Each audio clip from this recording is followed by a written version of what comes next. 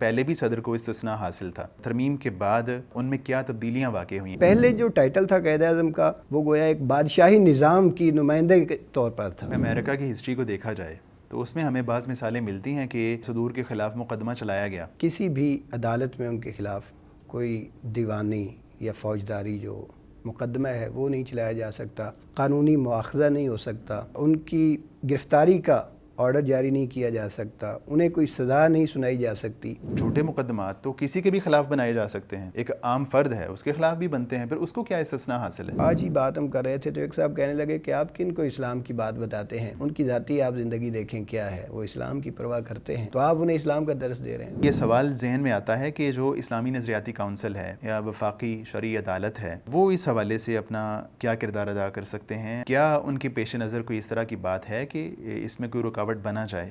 اسے سیاسی بدعت کہنا چاہیے بدعت کہ سیئہ تا حیات صدر کو استثناء ہے، گورنر کو استثناء ہے، فوجی صاحب کو استثناء ہے۔ یہ بدعت پاکستان کے مقدر میں آئی ہے، دنیا کے بڑے سے بڑے جمہوری ملک میں ایسا نہیں ہے۔ ہے۔ بسم اللہ الرحمن الرحیم، السلام علیکم ورحمۃ اللہ وبرکاتہ۔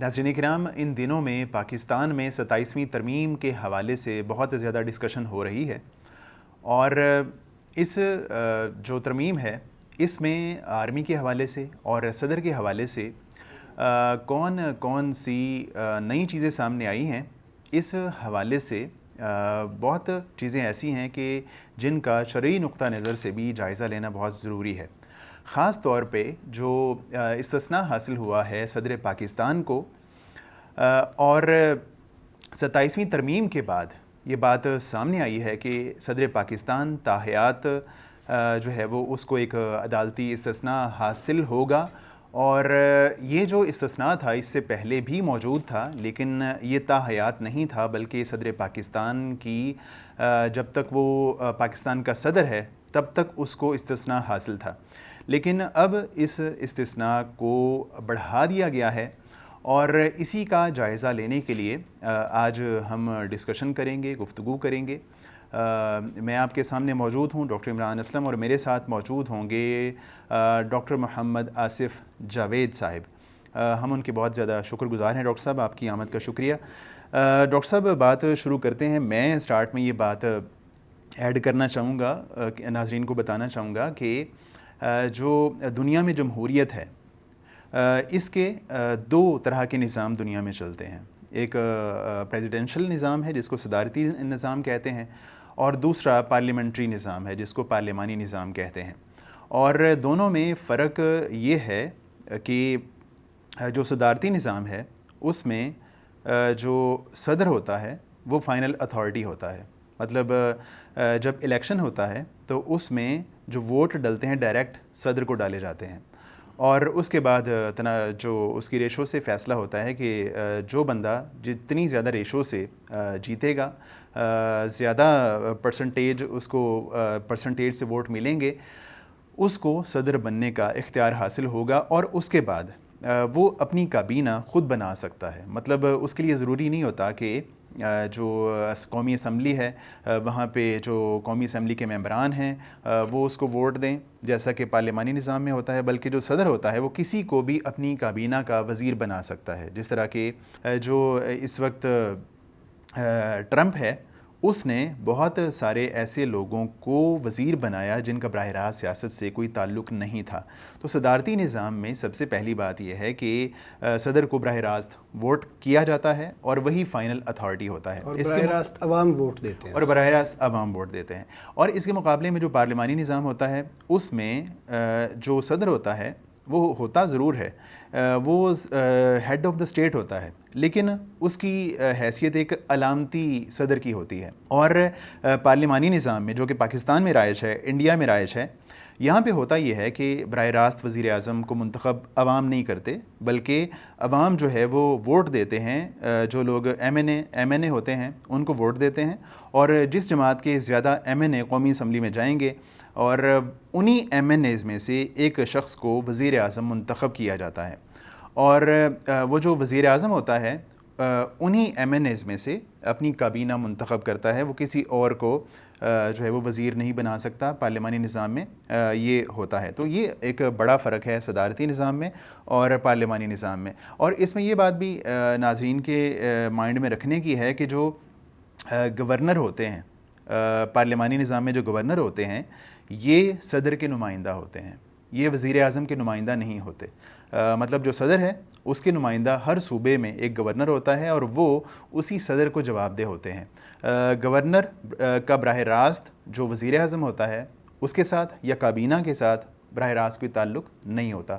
تو یہ فرق سامنے رکھنے کی ضرورت ہے کہ صدارتی نظام میں اور پارلیمانی نظام میں بڑا فرق کیا ہے. اور بھی فرق ہیں لیکن بڑا فرق یہ ہے.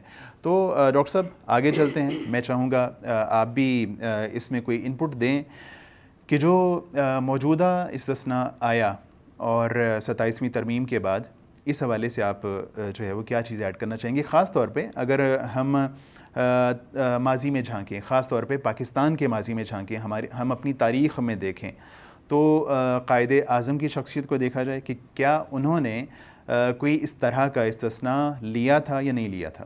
جی بہت شکریہ ڈاکٹر صاحب. بنیادی طور پر تو جیسے آپ نے بتایا کہ صدارتی نظام میں صدر مرکز میں ریاست کا سربراہ ہوتا ہے اور پھر صوبوں میں ان کی نمائندگی گورنر کر رہا ہوتا ہے. اب یہ جو گورنر ہے یا گورنر جنرل ہے یہ بنیادی طور پر ہمارے بر صغیر پاک و ہند میں برطانوی دور کی یادگار ہے. جب یہاں ایسٹ انڈیا کمپنی کا قبضہ ہوا اس وقت ان کا جو سربراہ ہوتا تھا کمپنی کی جانب سے اسے جو ٹائٹل دیا جاتا تھا وہ گورنر جنرل ہوتا تھا. ٹھیک ہے. اور یہ 1773 سے لے کر 1857-58 تک صحیح ہے تقریباً کوئی 70 سال کا عرصہ بنتا ہے. یعنی وہ جو برطانوی بادشاہ ہوتا تھا اس کا نمائندہ ہوتا تھا. برطانوی بادشاہ نہیں، اچھا یہ بنیادی طور پر ایسٹ انڈیا کمپنی کا سربراہ ہوتا تھا. اچھا اس کا سربراہ ہوتا تھا. یعنی ایسٹ انڈیا کمپنی مقرر کرتی تھی اور یہ وہاں ایک سربراہ ہوتا تھا. ایسٹ انڈیا کمپنی کے بعد برطانوی تاج کا، برطانوی عہد کا آغاز ہوتا ہے 1857 کی جنگ آزادی کے بعد. آپ سمجھیں کہ 1858 میں جب باقاعدہ یہاں پہ تاج برطانیہ کے تحت حکومت وجود میں آتی ہے تو اس وقت جو گورنر جنرل تھا اس کو ٹائٹل دے دیا گیا وائسرائے کا، وائسرائے آف انڈیا. ٹھیک ہے. تو اب یہ وائسرائے کا معنی یہ ہے جیسے ہم وائس چیئرمین کہتے ہیں. ٹھیک ہے. وائس پرنسپل ہوتا ہے، وائس چانسلر ہوتا ہے، اسی طرح وائس رائے جو کہ بادشاہ کا نائب. صحیح ہے. اور اس یہاں بادشاہ سے مراد برطانوی تاج، یعنی جو برطانیہ کا ہے تاج برطانیہ، ملکہ برطانیہ کا نمائندہ. مطلب ان کی یہ جو وائسرائے ہوتا تھا یہ صرف ہندوستان میں تھا یا جو بھی ان کی کالونیاں تھیں وہاں پہ وائسرائے موجود تھا؟ بنیادی طور پر تو جہاں بھی ان کی کالونیاں تھیں وہاں موجود وہاں پہ تھا. جو انڈیا میں وائسرائے تھا اسے وائسرائے آف انڈیا کہا جاتا تھا. ٹھیک ہے. اسی طرح ایک اور لفظ بھی ہمیں ہسٹری میں ملتا ہے لارڈ کا. ٹھیک ہے. لارڈ. اب یہ جو لارڈ ہے گورنر جنرل ہو یا وائسرائے ہو ان میں سے ایک اعزازی عہدہ ہے، اعزازی لقب ہے. لارڈ بنیادی طور پر برطانوی اشرافیہ کا ایک معتبر نمائندہ ہوتا تھا، معتبر فرد ہوتا تھا. تو ہر وائسرائے لارڈ نہیں ہوتا تھا لیکن ہر لارڈ وائسرائے ہوتا تھا. وائسرائے ہوتا تھا. صحیح ہے. تو یہ ہسٹری ہے جو کہ ہمیں پاکستان سے پہلے کی ہے. ٹھیک ہے. اب جب پاکستان بن جاتا ہے، جیسے آپ نے کہا کہ قائد اعظم محمد علی جناح کی حیثیت کیا تھی، صدر تھے یا وہ گورنر جنرل تھے، ظاہر ہے کہ پہلی دفعہ پاکستان جب وجود میں آیا ہے تو سامعین کے یہ علم میں ہونا چاہیے کہ اس وقت ایک برطانوی قانون تھا، اسے کہا جاتا ہے انڈین انڈیپینڈنٹ ایکٹ 1947. ٹھیک ہے. اس قانون کے تحت انڈیا اور پاکستان کی دو ریاستیں وجود میں آئیں اور ان کو ڈومینین اسٹیٹ کہا جاتا تھا. ٹھیک ہے. ڈومینین اسٹیٹ کا مطلب یہ ہے کہ آپ برٹش کامن ویلتھ کے تحت ہوں گے لیکن آپ کی حیثیت ایک آزاد اور خود مختار ریاست کی ہوگی. صحیح ہے.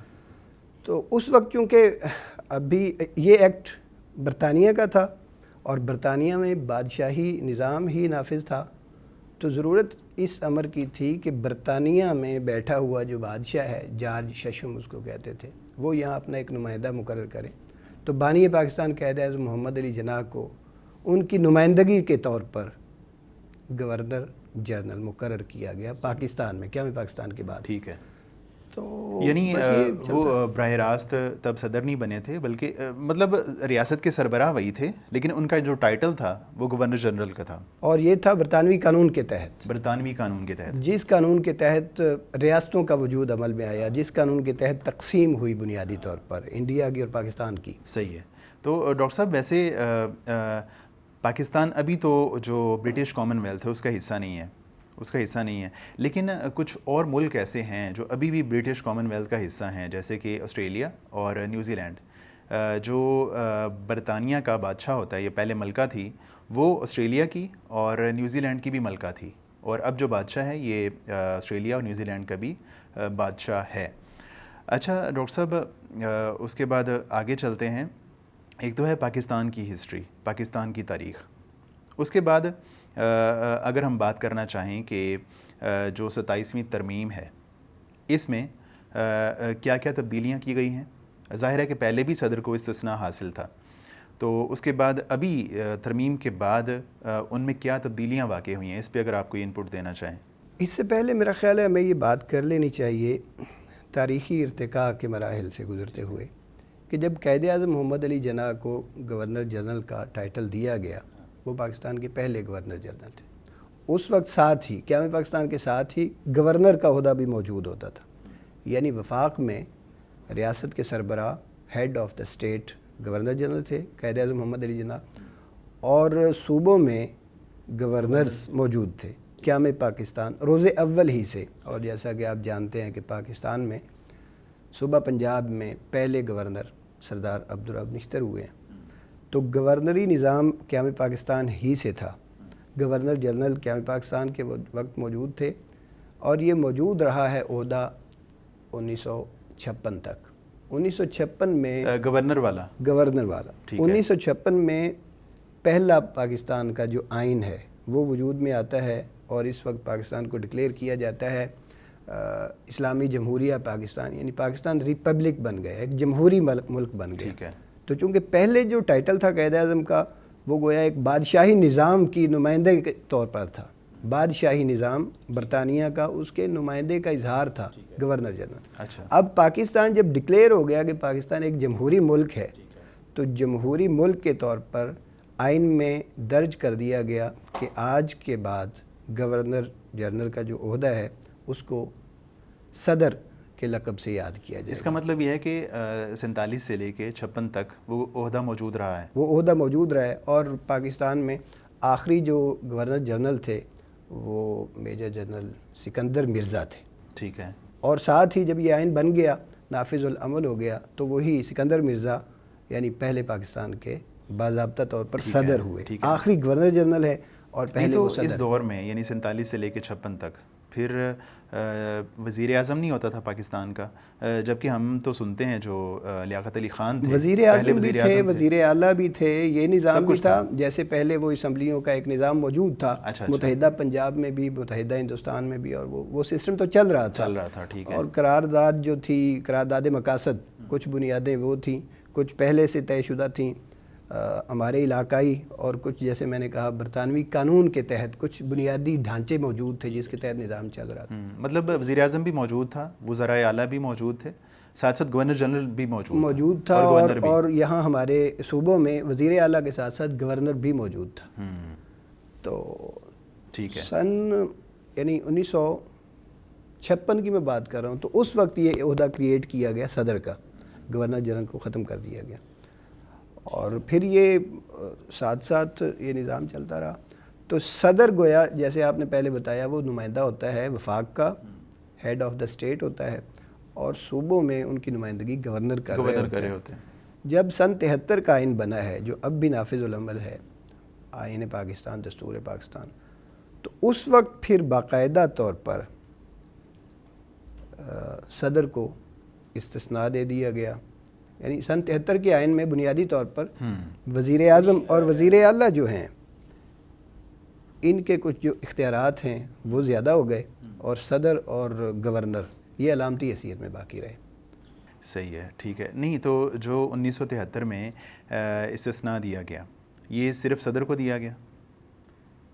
صدر اور گورنر دونوں کو استثناء دیا گیا نا؟ جی صدر اور گورنر دونوں کو استثناء دیا گیا، لیکن کیا آپ اس میں کوئی چیز اگر ایڈ کرنا چاہیں کہ استثناء کی بات کیوں شروع ہوئی، ایسا کیوں کرنا پڑا، استثناء کو کیوں آئین کا حصہ بنانا پڑا؟ اصل میں چونکہ ایک بڑا عہدہ ہوتا ہے، ریاست کا سربراہ ہوتا ہے صدر، اسے اپنے قانونی طور پر اپنے اختیارات اور فرائض استعمال کرنا ہوتے ہیں، تو بے جھجک اور بے خوف اپنے اختیارات کو، اپنے فرائض کو وہ استعمال میں لائے اور اسے قانون کے گرفت میں آنے کا خوف نہ ہو۔ تو یہ ایک جو روح تھی بنیادی طور پر، یہ تو بڑی اچھی بات ہے کہ بے جھجک اور بے خوف آپ اپنے فرائض سر انجام دیں، کھل کے ایک بندہ تو اس کے لیے انہیں پروٹیکشن دی گئی کہ جو صدر ہیں یا جو ان کے نمائندے گورنرز ہیں، جب تک وہ اپنے عہدے پر تعینات رہتے ہیں، اس مدت کے دوران کسی بھی عدالت میں ان کے خلاف کوئی دیوانی یا فوجداری جو مقدمہ ہے وہ نہیں چلایا جا سکتا،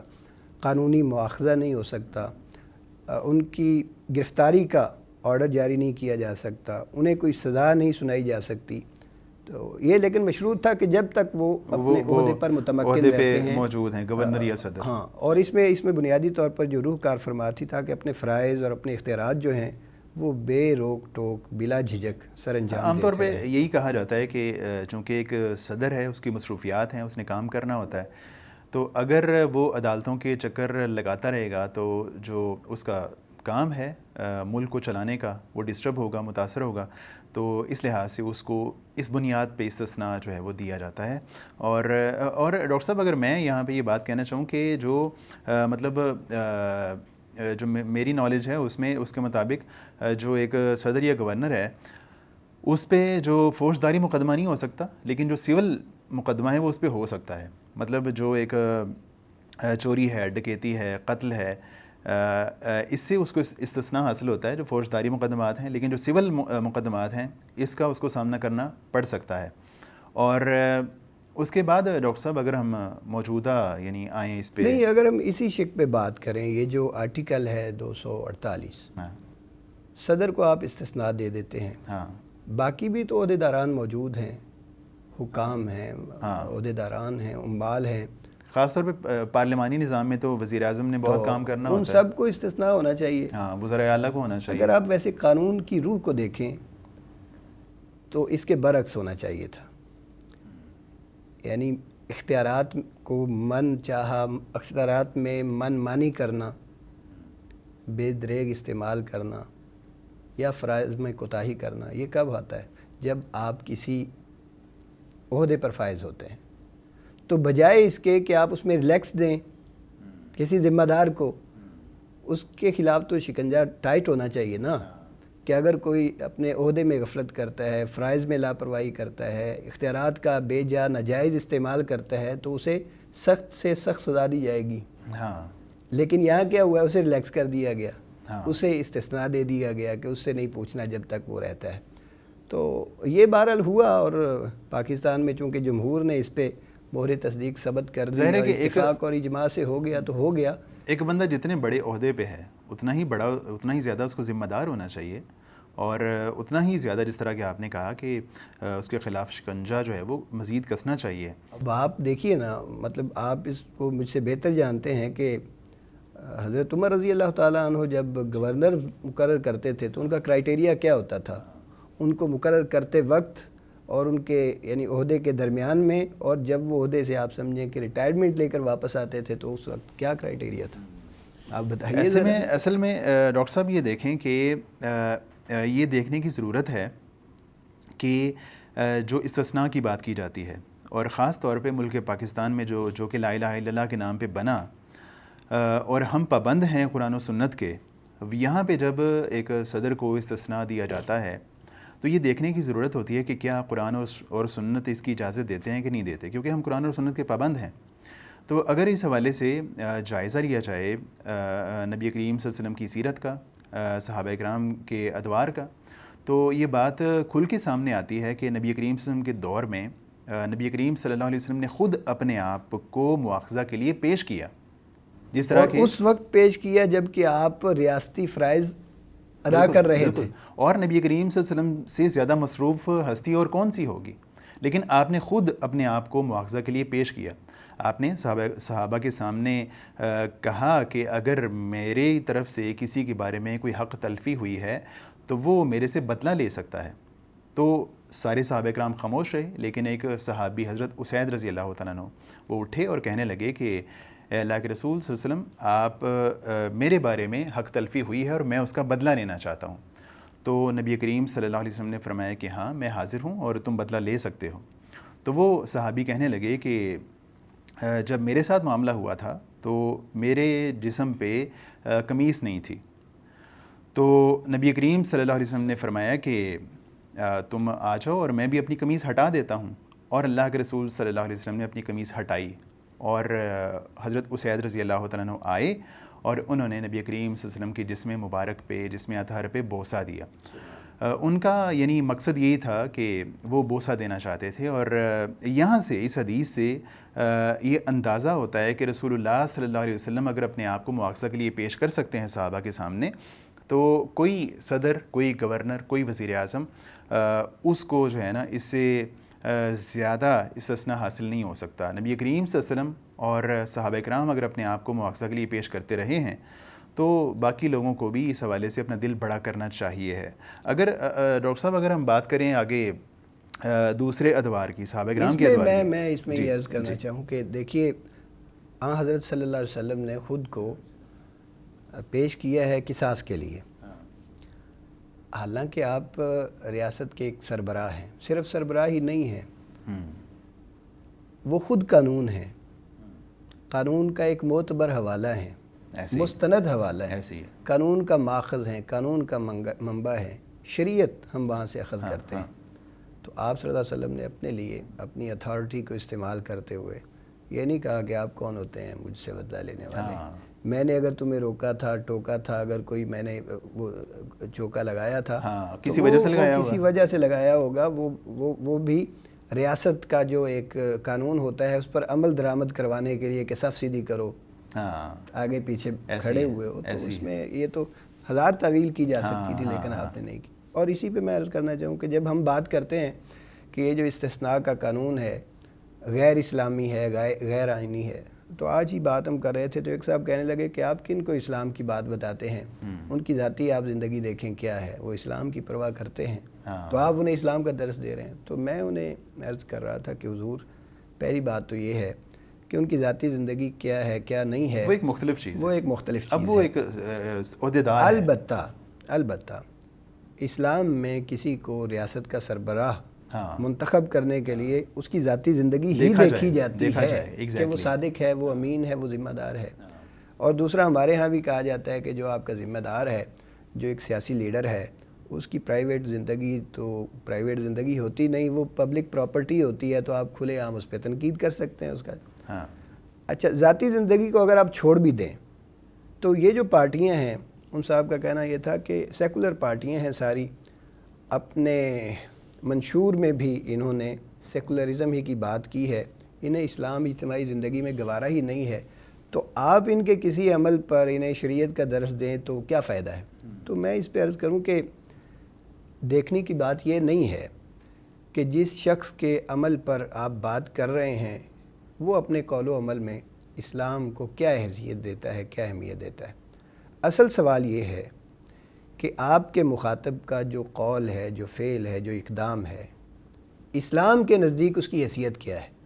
تو ہم نے تو آئینہ دکھانا ہے بھائی, آئینہ دکھانا ہے, بتانا ہے کہ اسلام کی اس کے بارے میں یہ رہنمائی ہے اور یہ اقدام اور یہ عمل اسلامی تعلیمات کے خلاف ہے, اسلام کے مزاج اور اس کی روح کے خلاف ہے. تو یہ ہمارا آپ کا فرض ہے, یہ ہم نے نبھاتے رہنا ہے بغیر کسی خوف کے, بغیر یعنی لا یخافون لومۃ لائم. ڈاکٹر صاحب دیکھیں نا, ہم اسلام کے ماننے والے ہیں اور ہم میں سے بچہ وہ بہت سارے افراد نے وہ نبی کریم صلی اللہ علیہ وسلم کے یہ فرمان سنا ہوا ہوگا جس کا بیک گراؤنڈ یہ ہے کہ ایک خاتون نے چوری کی, فاطمہ نامی خاتون نے, جس کا تعلق بنی مخزوم سے تھا, بہت بڑا قبیلہ تھا, بڑا عزت والا قبیلہ, اور اس کا تعلق قریش کے ساتھ تھا. تو اس کے بعد جب چوری ثابت ہو گئی تو اس کے بارے میں پیغمبر کائنات علیہ الصلوۃ والسلام کا فیصلہ صادر ہوا کہ اس کا ہاتھ کاٹ دیا جائے. تو اب جو قریش کے لوگ تھے ان کی غیرت جاگی کہ اگر بنو مخزوم کی عورت کا ہاتھ کاٹ دیا گیا تو ہماری ناک بھی ساتھ کٹ جائے گی. تو انہوں نے اس حوالے سے کوشش شروع کی اور حضرت اسامہ بن زید رضی اللہ تعالیٰ عنہ جو کہ نبی کریم صلی اللہ علیہ وسلم کے بہت قریبی تھے اور ان کو لگتا تھا کہ شاید اللہ کے رسول صلی اللہ علیہ وسلم ان کی بات نہیں ٹالیں گے، تو انہوں نے اسامہ بن زید رضی اللہ تعالیٰ عنہ سے کہا کہ آپ اس حوالے سے سفارش کریں کہ اس کو معاف کر دیا جائے. تو اس ٹائم نبی کریم صلی اللہ علیہ وسلم نے وہ تاریخی جملہ ارشاد فرمایا تھا جو کہ سب جانتے ہیں کہ جو ہے وہ اگر فاطمہ بنت محمد بھی چوری کرتی تو میں اس کا بھی ہاتھ کاٹ دیتا. اور بہت سارے لوگوں کی زبان بھی یہ جملہ ہوتا ہے. تو ہم اس نبی کے ماننے والے ہیں، ہم اس اسلام کے ماننے والے ہیں کہ نبی کریم صلی اللہ علیہ وسلم فرماتے ہیں کہ میری بیٹی بھی چوری کرتی تو اس کو بھی استثناء نہ حاصل ہوتا، اس کا بھی معاذ اللہ ہاتھ کاٹ دیا جاتا. تو یہ مطلب سیرت کی بعض مثالیں ہیں. تو اس سے اندازہ ہوتا ہے ڈاکٹر صاحب کہ جو صدارتی استثناء دے دیا جاتا ہے اور خاص طور پہ 27ویں ترمیم کے بعد اس کا دائرہ تو بہت بڑھا دیا گیا، جس طرح کہ آپ نے فرمایا کہ اس کو صدر کو پہلے جب تک وہ اپنے عہدے پہ تھا اس کو استثناء حاصل تھا، لیکن اب وہ استثناء بڑھا کے اس کی موت تک پھیلا دیا گیا ہے. تو اس حوالے سے مطلب یہ دیکھنے کی ضرورت ہے کہ اگر ایک بندہ عہدے پہ موجود ہے تب بھی یہ محل نظر ہے، تو ایون کہ اس کو بڑھا کے تا عمر کر دینا تو یہ شدید محل نظر ہے اور جواز کی کوئی صورت نظر نہیں آتی. تو ڈاکٹر صاحب اگر ہم اس میں بات کریں کہ استثناء صرف پاکستان میں نہیں باقی ملکوں میں بھی مختلف شکلوں میں موجود ہے، امریکہ میں موجود ہے، انڈیا میں موجود ہے، برطانیہ میں موجود ہے، اس کے حوالے سے اگر آپ کوئی چیز ایڈ کرنا چاہیں. اب دیکھیے نا، بنیادی طور پر تو ہمارے ہاں جو نظام رائج ہے، جیسے آپ نے بتایا کہ جمہوری ہے اور پارلیمانی ہے، تو دنیا میں بڑی بڑی جمہوریتوں میں استثناء کا قانون ہے.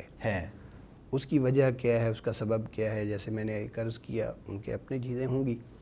امریکہ میں بھی استثناء ہے، یعنی جو آپ کا صدر ہے بنیادی طور پر سرکاری امور، سرکاری افعال کی انجام دہی میں اس کو استثناء حاصل ہے. ٹھیک ہے، یعنی جب تک وہ صدر ہے جی اس پر مقدمہ قائم نہیں ہو سکتا. مکمل استثناء ہے، نہ فوجداری نہ ہی دیوانی. ٹھیک ہے، امریکہ میں یہ ہے، اٹلی میں بھی یہی ہے.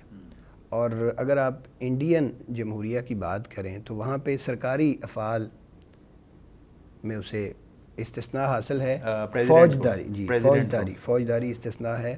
البتہ ذاتی افعال پر دیوانی مقدمہ اس پر قائم کیا جا سکتا ہے، یہ انڈیا میں. اگر آپ فرانس کو دیکھیں تو اس میں بھی سرکاری اور ذاتی حیثیت میں جو کچھ بھی کرے فوجداری استثناء حاصل ہے، لیکن دیوانی مقدمات اس پہ کیے جا سکتے ہیں. تو مختلف جمہوریتوں میں اگر مطالعہ کریں تو اس کا حاصل یہ ہوتا ہے کہ کہیں کہیں صدر کو مکمل استثناء حاصل ہے، فوجداری بھی اور دیوانی بھی، اور کہیں جزوی ہے. جزوی میں انہوں نے کیا کر دیا کہ فوجداری استثناء ہے، دیوانی استثناء نہیں ہے. کہیں انہوں نے یہ فرق کیا ہے کہ سرکاری افعال کی بجا آوری میں استثناء ہے، ذاتی افعال اگر کوئی اس طرح کے خلاف قانون وہ انجام دیتا ہے تو اس مدت کے اندر بھی اس کے خلاف مقدمہ جس طرح کہ اگر امریکہ کی ہسٹری کو دیکھا جائے تو اس میں ہمیں بعض مثالیں ملتی ہیں کہ صدور کے خلاف مقدمہ چلایا گیا. جیسے کہ صدر نکسن کے خلاف ایک کیس آیا کہ اس نے اپنے مخالفین کے فون ٹیپ کیے تھے، تو اس کے بعد واٹر گیٹ سکینڈل آیا اور اس کو عدالت کے سامنے پیش ہونا پڑا اور اس کی وجہ سے اس کو صدارت سے ہاتھ دھونا پڑے. اسی طرح بل کلنٹن کا جو ایک افیئر تھا، معاشقہ تھا اپنے دفتر میں ہی ایک خاتون کے ساتھ، وہ بڑا مشہور ہوا اور دنیا بھر کے اخبارات اور رسائل و جرائد میں اس نے جگہ پائی اور اس کی وجہ سے اس کو عدالت کا سامنا کرنا پڑا. تو مطلب اگر استثناء موجود بھی ہے تو اس کے باوجود یعنی وہ جو استثناء ہے ان کے ذاتی افعال پہ نہیں ہے، اس وجہ سے ان کو عدالت کے سامنے پیش ہونا پڑا. اور وہ محدود مدت کے لیے ہے. اسی وجہ سے آپ اور مثالیں بھی دیکھیں گے اگر آپ مطالعہ کریں تو، یعنی بڑے بڑے عہدیداران کو، صدور کو سخت سے سخت سزائیں بھی دی گئی ہیں، یعنی موت تک کی سزا سے بعضوں کو دوچار کیا گیا. تو یہ تو ہمارے معلوم تاریخ کی مثالیں ہیں. لیکن یہ بدعت، اسے سیاسی بدعت کہنا چاہیے، کہ تا حیات صدر کو استثناء ہے، گورنر کو استثناء ہے، فوجی صاحب کو استثناء ہے. یہ بدعت پاکستان کے مقدر میں آئی ہے. دنیا کے بڑے سے بڑے جمہوری ملک میں ایسا نہیں ہے. یہ جو خاص بات آپ نے کی ہے کہ اب دیکھیں نا کہ اس کا دائرہ تا عمر بڑھا دیا گیا ہے.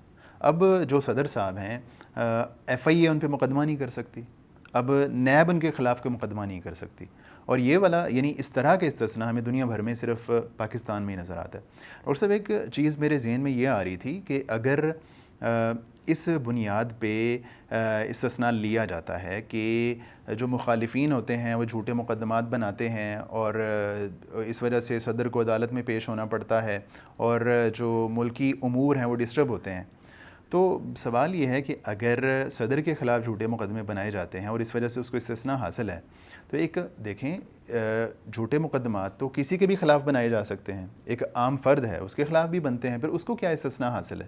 اگر اس کو استثناء حاصل نہیں ہے اور وہ عدالتوں کا سامنا کرتا ہے تو پھر صدر کو عدالتوں کا سامنا کرنے میں کیا حرج کی بات ہے؟ لیکن اس میں ڈاکٹر صاحب ایک بات میرے ذہن میں آ رہی تھی کہ اگر وہ یہ کہتے ہیں کہ صدر کو استثناء اگر نہ دیا جائے تو ملکی معاملات ڈسٹرب ہوتے ہیں، تو اس طرح کا کوئی سلسلہ بنایا جا سکتا ہے کہ صدر کو عدالت میں حاضری سے استثناء دے دیا جائے، لیکن وہ عدالت کے سامنے پیش ہو، کسی اور طریقے سے پیش ہو، ویڈیو لنک کے ذریعے سے پیش ہو جائے، لیکن وہ عدالت کے سامنے جواب دہ ہو، اس کو ایک حد تک جو چیزیں ڈسٹرب ہوتی ہیں ان کا خیال کر کے اس کو اس طرح کا کوئی معاملہ بنایا جائے، اس طرح کا قانون بنایا جائے۔ ایک تو اس کے خلاف جو کوئی جھوٹا مقدمہ کرے گا اس کے خلاف سخت قوانین بنا دیا جائیں، دوسرا یہ کہ اگر اس کے لیے مشکل ہے عدالت میں حاضر ہونا تو کہ اس طرح کا معاملہ بنا لیا جائے کہ اس کو کوئی ویڈیو لنک کے ذریعے سے، آڈیو کے ذریعے سے، فون کے ذریعے سے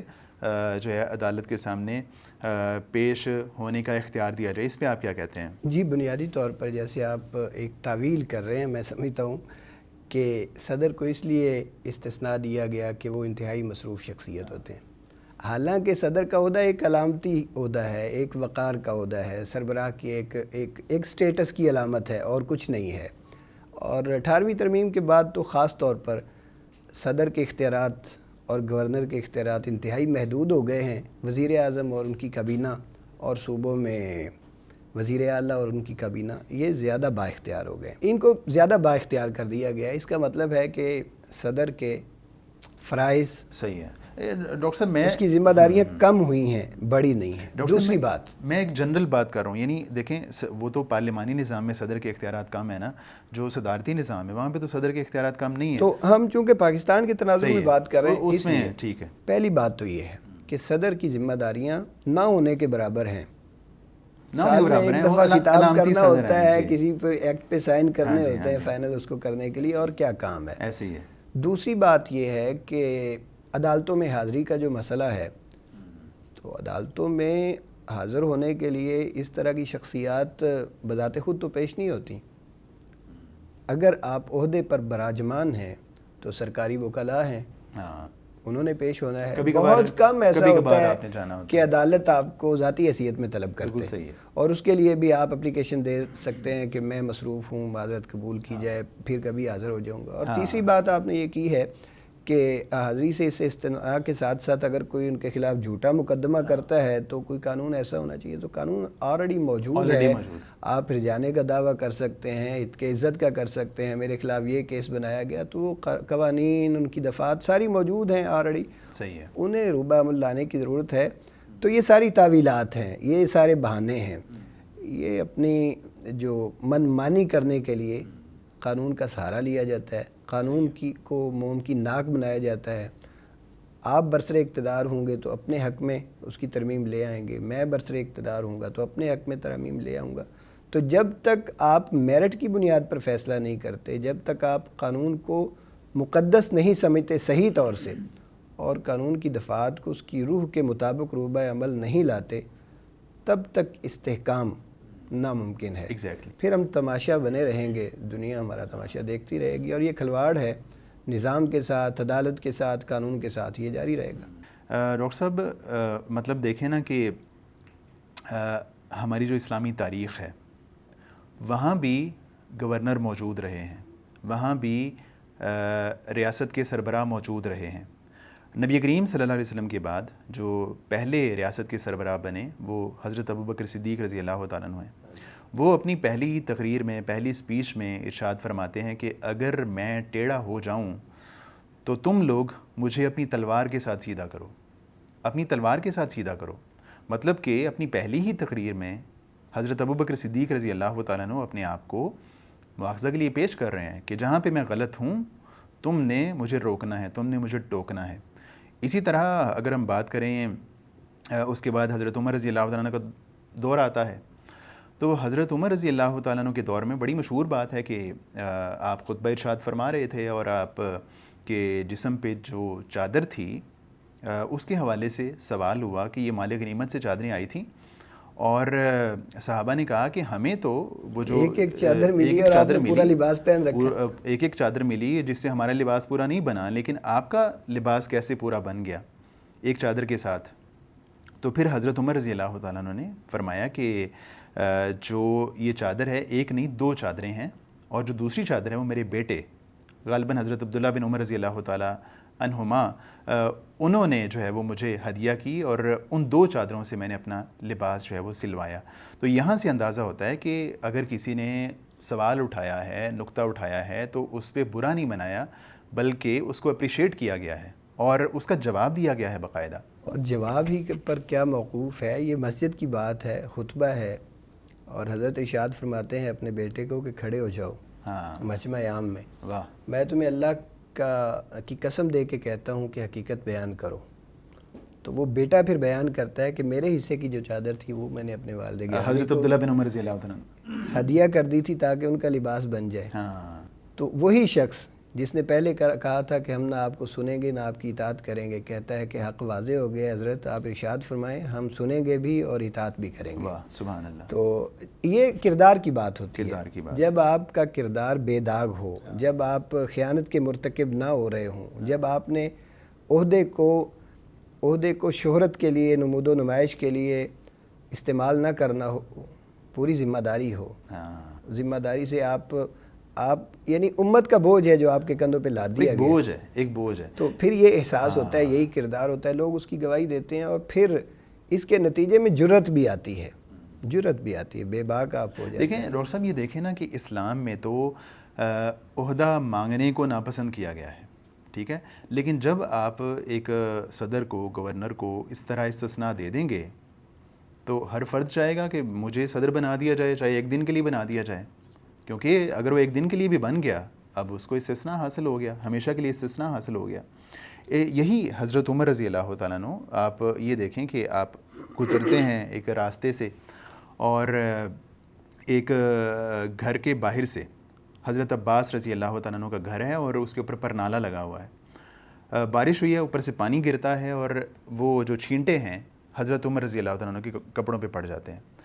تو حضرت عمر رضی اللہ تعالیٰ عنہ حکم دیتے ہیں کہ چونکہ اس پرنالے سے گرنے والے پانی سے لوگوں کے راستے کی حق تلفی ہو رہی ہے, تو اس نالے کو یہاں سے ہٹا دیا جائے, پرنالے کو یہاں سے ہٹا دیا جائے. پرنالہ ہٹا دیا گیا. تو حضرت عباس رضی اللہ تعالیٰ عنہ بعد میں حضرت عمر سے فرماتے ہیں کہ عمر تم جانتے ہو کہ یہ پرنالہ کس نے لگایا تھا؟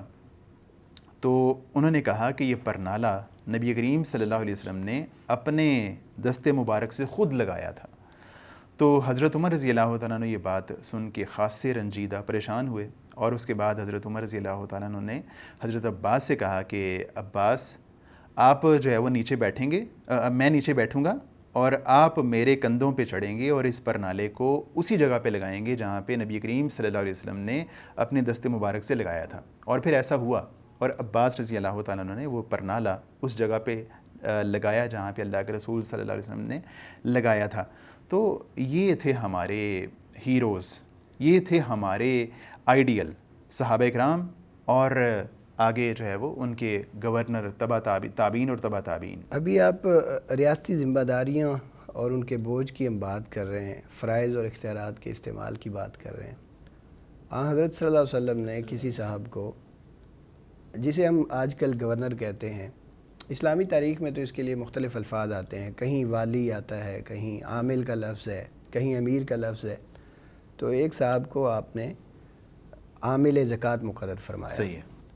وہ اس علاقے میں گیا, واپس آیا تو زکوٰۃ کا حساب دینے لگ گیا کہ یہ جو ڈھیر ہے, یہ جو مال ہے, یہ زکوٰۃ کا حصہ ہے, اور یہ جو مال ہے یہ میرا ہدیہ ہے, میرا ہبہ. صحیح ہے. آپ صلی اللہ علیہ وسلم خاصے نالاں ہوئے اور آپ نے ارشاد فرمایا کہ تم میں سے کوئی شخص گھر کیوں نہیں بیٹھ رہتا کہ اسے گھر بیٹھے ہوئے لوگ عزت میں، احترام میں، عقیدت اور محبت میں ہدایہ بھیجتے رہیں۔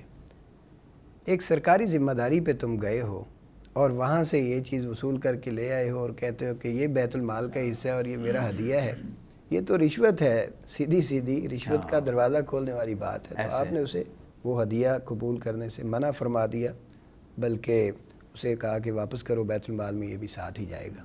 سبحان اللہ۔ تو ایک شخص گورنر ہے، اہم ذمہ داری پہ فائز ہے، پیسہ جمع مال اکٹھا کرنے گیا ہوا ہے، تو آپ صلی اللہ علیہ وسلم نے اس کا مواخذہ کیا ہے، اسے تنبیہ کی ہے اور اگلے لوگوں کے لیے ایک بڑی زبردست مثال سیٹ کر دی ہے کہ اسلام کا مزاج اس بارے میں کیا ہے۔ اور حضرت عمر رضی اللہ تعالیٰ عنہ کی آپ بات کر رہے ہیں، گڈ گورننس میں اور پبلک ایڈمنسٹریشن میں اپنی مثال آپ ہیں، بلکہ مغرب کے بعض سسٹمز میں عمر لا کو باقاعدہ پڑھایا جاتا ہے، اس سے استفادہ کیا جاتا ہے۔ تو کردار کی جرت کیا ہے؟ گورنرز کو مقرر کرتے ہوئے تخمینہ لگاتے ہیں کہ ان کی جائیداد کتنی ہے، وقتاً فوقتاً گوشوارے کمپیئر کرتے رہتے ہیں۔ جب وہ اپنی ذمہ داری سے سبکدوش ہو کے آتا ہے تو پھر پوچھتے ہیں کہ اب تمہارے اثاثے کتنے ہیں۔ اگر ان میں اضافہ ہوتا تو وہ ضبط کر لیتے۔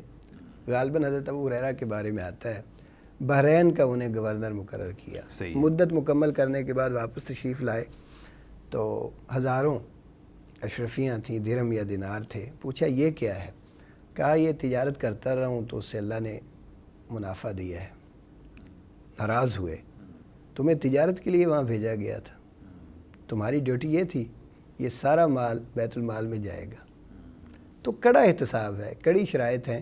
جب سیدنا عمر رضی اللہ تعالیٰ عنہ کا کردار بے داغ ہے، وہ خود کو مجمع عام میں احتساب کے لیے پیش کرتے ہیں، تو پھر ان کی جو کابینہ کے ارکان ہیں، جو عمال ہیں، جو حکام ہیں، ان کے لیے بھی سخت سے سخت شرائط ہیں۔ تو یہی میں آپ سے عرض کر رہا تھا کہ ضرورت تو اس بات کی ہے کہ جب آپ کسی کو اہم ذمہ داری دیں تو اس پر سخت قوانین کا اطلاق کریں اور سخت نگرانی کریں اور احتساب کے عمل سے اسے گزاریں۔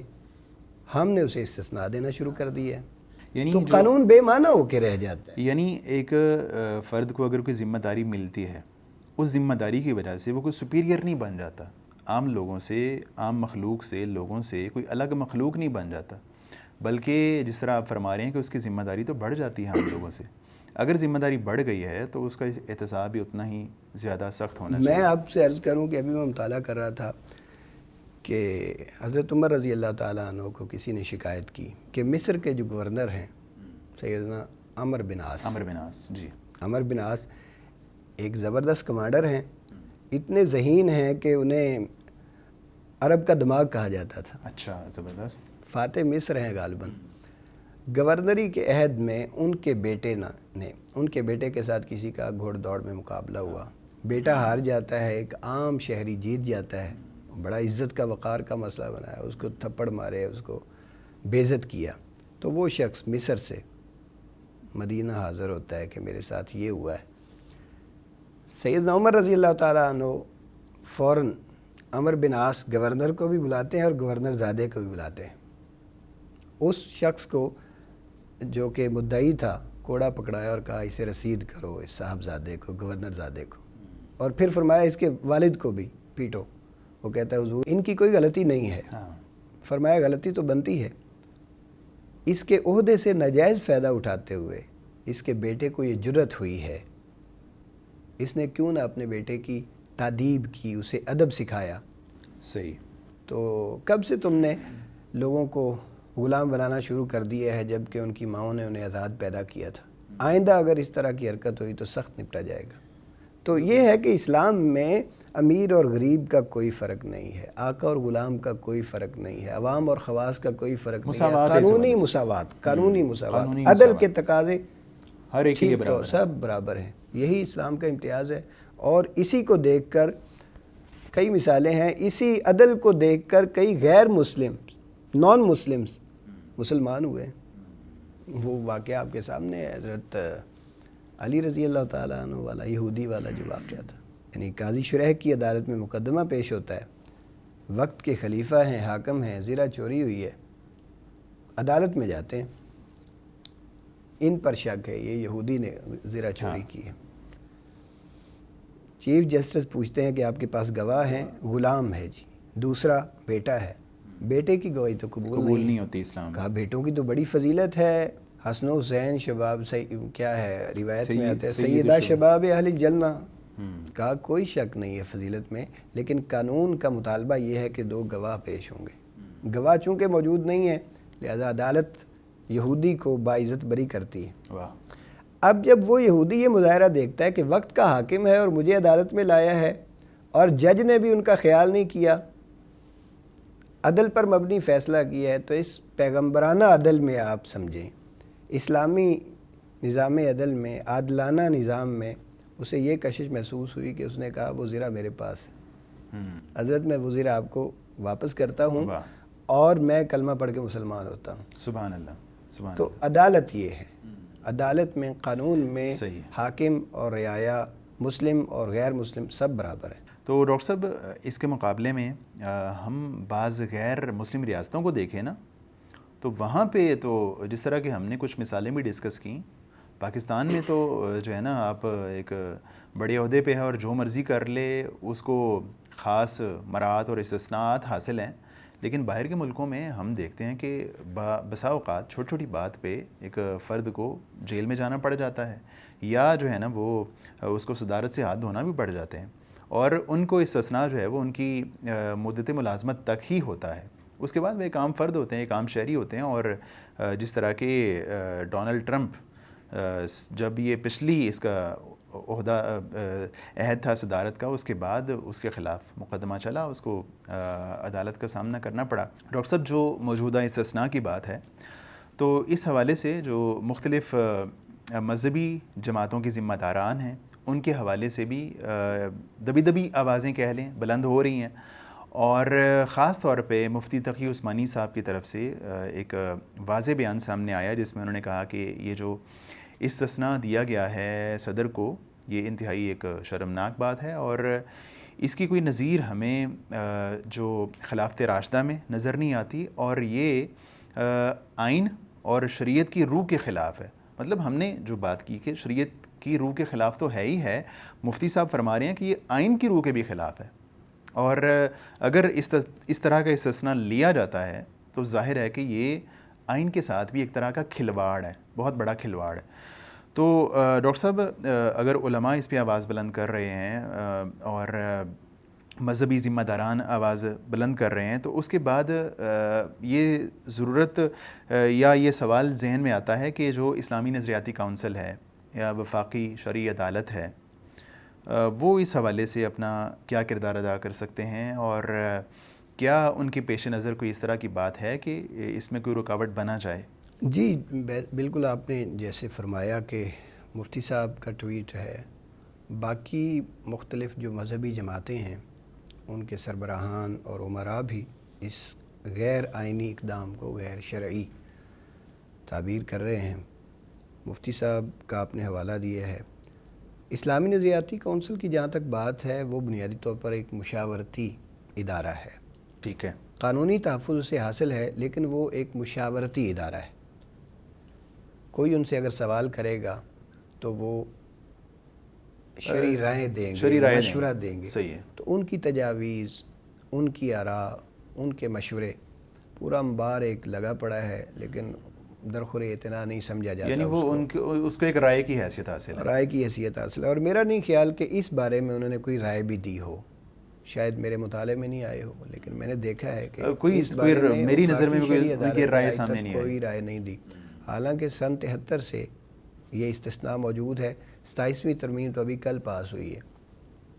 باقی جہاں تک علماء کی بات ہے، قدیم علماء کی اگر میں بات کروں تو علماء کرام نے مختلف مکاتب فکر کے معتبر علماء کرام 31 نمائندگان نے 22 نکات متفقہ طور پر منظور کیے تھے. غالباً 1953 میں 1951 میں یا 53 میں. ٹھیک ہے. تو اور اس میں جو نقطہ نمبر 17 ہے اور نقطہ نمبر 18 ہے وہ اس استثناء پر بڑا واضح ہے. یعنی اس کا حاصل یہ ہے کہ جو ہمارے پاکستان کے رئیس مملکت ہوں گے وہ اور جو عام شہری کے حقوق ہیں وہ برابر ہیں، رئیس ہو یا عام شہری ہو اس کے حقوق برابر ہیں، حقوق ٹھیک میں ہے، وہ برابر ہوں گے، ٹھیک ہے۔ اور ان میں سے کوئی بھی قانونی مواخذے سے بالا تر نہیں ہوگا۔ اور نقطہ 18 میں انہوں نے واضح طور پر یہ ذکر کیا ہے کہ عوام کے لیے بھی اور خواص کے لیے بھی، یعنی حکام، ارکان حکومت، حکام بالا، عمال مملکت، ان کے لیے بھی ضابطہ اور قانون ایک جیسا ہوگا، اور عوام اور خواص کے خلاف یا ان کے متعلق ضابطہ قانون عدالت نافذ کرے گی، عدالت ہی میں کیس چلے گا، عدالت ہی اسے جاری کرے گی۔ تو یہ جو ہے 22 نکات میں سے نقطہ نمبر 17 اور نقطہ نمبر 18 وہ بڑا واضح ہے کہ قانون کی نظر میں، اسلام کی نظر میں، جس کی تعبیر اور تشریح علماء کرام کر رہے ہیں متفقہ طور پر، قانونی مساوات حاصل ہے، اور عوام اور خواص میں سے کوئی بھی قانون سے بالا نہیں ہے، بالکل صحیح، سب کا قانونی مواخذہ ہوگا۔ تو یہ ہمارے علماء کرام کی رائے ہے، باقی موجودہ علماء کی آپ نے بیان کر دی ہے۔ اس کے بعد شرعی کورٹ کا ایک رہ جاتا ہے، البتہ وہ ڈاکٹر صاحب جس طرح کہ آپ نے تذکرہ کیا کہ اسلامی نظریاتی کونسل کی طرف سے تو اس حوالے سے کوئی رائے سامنے نہیں آئی، اور اگر سامنے آتی بھی ہے تو اس کی حیثیت ایک رائے کی ہوتی ہے، وہ اس کو انفورس نہیں کر سکتے ہیں۔ تو اس کے بعد بات رہ جاتی ہے فیڈرل شریعہ کورٹ کی کہ وہ اس حوالے سے اپنا کیا کردار ادا کر سکتی ہے، اور کیا وہ اس فیصلے کو یا اس ترمیم میں کوئی رکاوٹ بن سکتی ہے؟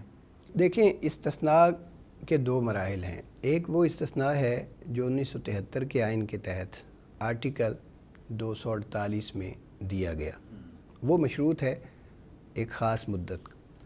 دوسرا استثناء وہ ہے جو ترمیم کے نتیجے میں وجود میں آیا ہے، جس کا بھی حال ہی میں یعنی بنا ہے وہ ایکٹ۔ دو قسم کے استثناءات ہیں۔ فیڈرل شریعہ کورٹ کی آپ نے بات کی ہے، تو فیڈرل شریعہ کورٹ بھی سن 73 کے آئین کے تحت ہی وجود میں آئی تھی۔ ٹھیک ہے، اس کا دائرہ سماعت، دائرہ اختیار محدود ہے، مشروط ہے۔ یہ جو استثناء والا قانون ہے وہ اس کے دائرہ سماعت میں نہیں آتا، جو اس میں نہیں آتا، ٹھیک ہے۔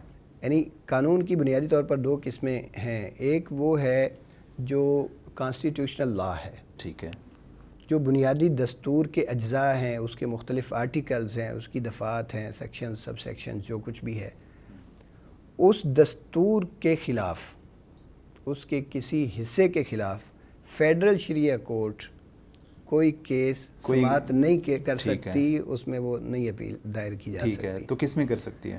البتہ دوسری جو ایک لا کی قسم ہے جسے آپ آرڈینری لا کہتے ہیں، معروضی اور عمومی لاز، جو دستور کا حصہ تو نہیں ہے لیکن پارلیمنٹ سے ایک پروسیس کے تحت وہ اپروو ہوتا ہے، ایکٹ بنتا ہے، وہ آپ کا آرڈیننس ہو، وہ ایکٹ ہو، وہ جو بھی اس کا ایک پروسیجر ہے اس سے گزر کر، تو اس قسم کے ایکٹ کو، آرڈیننس کو، وہ اس کے دائرہ اختیار میں آتا ہے فیڈرل شریعہ کورٹ کے۔ صحیح، تو اس کی وجہ یہ ہے کہ جس آئین کے تحت فیڈرل شریعہ کورٹ وجود میں آئی ہے وہ آئین اس کا بنیادی ماخذ ہے، اپنے بنیادی ماخذ کے خلاف کیسے وہ کیس سن سکتی ہے؟ صحیح، تو یہ حیرت ہے۔ یعنی آئین پاکستان میں آپ نے درج کر دیا ہے کہ اسلام پاکستان کا سرکاری مذہب ہوگا، اور جب آپ فیڈرل شریعہ کورٹ بنا رہے ہیں تو اس میں بھی آپ نے نمبر 1 تو اس کے پاؤں میں زنجیر ڈال دی ہے کہ جو کانسٹیٹیوشن لا ہے اس کو آپ سماعت نہیں کر سکتے، اور اسی میں آپ نے فیڈرل شریعہ کورٹ کی جو بنت اور بناوٹ ہوگی اس میں صدر کو یہ اختیار دے دیا ہے کہ صدر صاحب جب چاہیں شریعہ کورٹ کے بنیادی قواعد میں اور انتظامی معاملات میں تبدیلی کر سکتے ہیں، ان سے متعلق کوئی بھی آرڈر وہ جاری کر سکتے ہیں۔ اچھا، تو اب یہ دو قسم کی زنجیریں ہیں، پھر شریعت کہاں رہی، شریعہ کورٹ کہاں رہی؟ البتہ جو حالیہ ترمیم آئی ہے، میں سمجھتا ہوں کہ اس ترمیم کے خلاف، یہ چونکہ ایک آرڈینری لا بنا ہے، اس ترمیم کے خلاف فیڈرل شریعہ کورٹ میں جایا جا سکتا ہے، اور اس میں جانا چاہیے، صحیح ہے، کیونکہ وہ اس کے دائرہ سماعت میں ہے، دائرہ اختیار میں ہے۔ لیکن اس میں بھی یہ چیز دیکھنے کی ہے کہ نمبر 1، صدر محترم نے اپنے تاحیات استثناء کو جواز فراہم کرنے کے لیے اپنا وہ اختیار استعمال نہ کریں جو فیڈرل شریعہ کورٹ کے متعلق ہے کہ وہ کوئی بھی بنیادی ضابطہ جاری کر سکتے ہیں اور انتظامی معاملات میں. ایک تو یہ ایک پوائنٹ ہے جس کو دیکھنے کی ضرورت ہے. دوسرا، حال ہی میں ترمیمات کے ساتھ آپ کو پتہ ہے کہ ایک وفاقی آئینی عدالت بھی وجود میں آئی ہے. اب وفاقی آئینی عدالت کا دائرہ اختیار کیا ہے، کس قسم کے مقدمات اس میں دائر کیے جا سکیں گے، وہ ان کی سماعت کر سکے گی، اور یہ کہ اس کے اختیارات کہیں فیڈرل شریعہ کورٹ کے اختیارات کو اور اس کے دائرہ سماعت کو متاثر تو نہیں کر رہے. یہ دو پوائنٹس ہیں جن پہ دیکھنے اور سوچنے کی ضرورت ہے. لیکن فی الحال میرا خیال ہے کہ ایک دروازہ کھلا ہے اور وہ فیڈرل شریعہ کورٹ کا ہے. حالیہ ترمیم کے خلاف اس کا دروازہ نوک کیا جا سکتا ہے. تو ڈاکٹر صاحب اسی کے ساتھ ہم اپنی بات کو ختم کرتے ہیں اور آپ کا بہت شکریہ، آپ نے وقت دیا. ناظرین کرام، جو یہ معاملہ سامنے آیا ہے اس کے حوالے سے ہم کیا کر سکتے ہیں؟ ایک تو جس طرح کہ ڈاکٹر صاحب نے کہا کہ ایک دروازہ ہمارے پاس موجود ہے وفاقی شرعی عدالت کا، ایک وہ آپشن ہے. اس کے علاوہ جو ہم لوگ ہیں، ہم اس کے حوالے سے اویئرنیس ضرور حاصل کریں، معلومات حاصل کریں، اپنی معلومات کا دائرہ کار بڑھائیں، اس کو ٹھنڈے پیٹوں یوں ہضم نہ کریں، برداشت نہ کریں، اور اس کے حوالے سے جہاں تک ہو سکے جس طرح ممکن ہو اپنی آواز کو بلند کیا جائے. اپنے دائرہ کار میں، اپنے حلقہ احباب میں اس حوالے سے اویئرنیس دی جائے، اپنے بچوں کو گائیڈ کیا جائے، اور سوشل میڈیا پہ جہاں جہاں ہم اپنی آواز پرامن انداز میں بلند کر سکتے ہیں وہاں پہ اپنی آواز کو بلند کرنا چاہیے. کیونکہ ایک جو صدر پاکستان ہے وہ ایک ریاست کا سربراہ ہے، اور اس کے جو اثرات ہوں گے وہ جو باقی لوگ ہیں اس پہ بھی اس کے اثرات پڑیں گے اور باقی لوگ بھی اس سے متاثر ہوں گے. تو اسی کے ساتھ ہم آپ سے اجازت چاہتے ہیں اور دوبارہ نئے موضوع کے ساتھ آپ کے سامنے حاضر ہوں گے. اجازت دیجیے. اللہ حافظ.